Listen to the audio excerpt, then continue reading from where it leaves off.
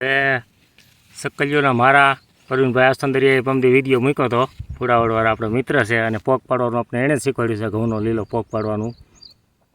અને એણે વિડીયો મૂક્યો હતો કે સક્કલીઓ તાણે મારા બન્યો છે, વિજ્ઞાન કરતાંય ટૂંકવું પડે એવું. પણ એમાં મારો અમારે આ કપામાં તાણે જોવા જડ્યો. જો હાર્યો, જો અહીંયા આમ પાન ઢાંકી દીધું છે, જો આ પાન ઢાંકેલું, નીચે પાંદડું જો ક્યાંકથી અને કુદરતને કરાવે. અહીંયા પાણી આવે તો અહીંથી આમ ઉતરી જાય અને અહીંયા એનો માર્ગ છે જવાનો હોલ. જો આર્યો, જો દેખાડો. હા, આમ કદી ખબર ન પડે અહીં મારો છે એમ.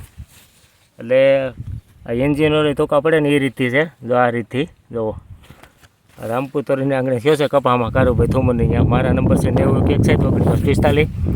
અને વણ આપણે અજીત પાસ કપાનું વાવેતર કર્યું છે. આજે 4 તારીખ છે, આ 10 તારીખ આવી છે 8મા મહિનાની, એટલે 2 મહિનાનો થાય. પેલું માવઠું થયું હતું, કોરામ દાણા મૂકી દીધા, માથે પાણી પાઈ દીધું. જુઓ કોણે પર જેવી છે. અને હજી કંઈ દવા બવા નથી સાચવી પડી, એકાદ રાઉન્ડ મારવો જો હે.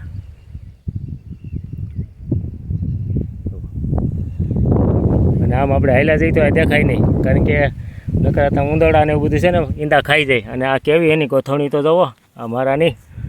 અહીંયા પાણી પડે એટલે પાણી આમથી નીચે ઉતરી જાય ને અહીંયાથી તેને મુખ એનો અહીંયા અંદર જવાનું. જો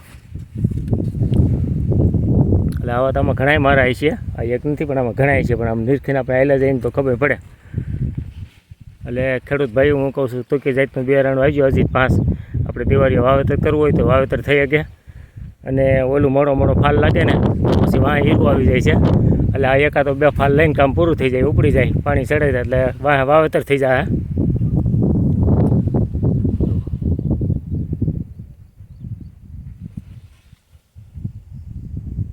અને એક જ ધારો છે.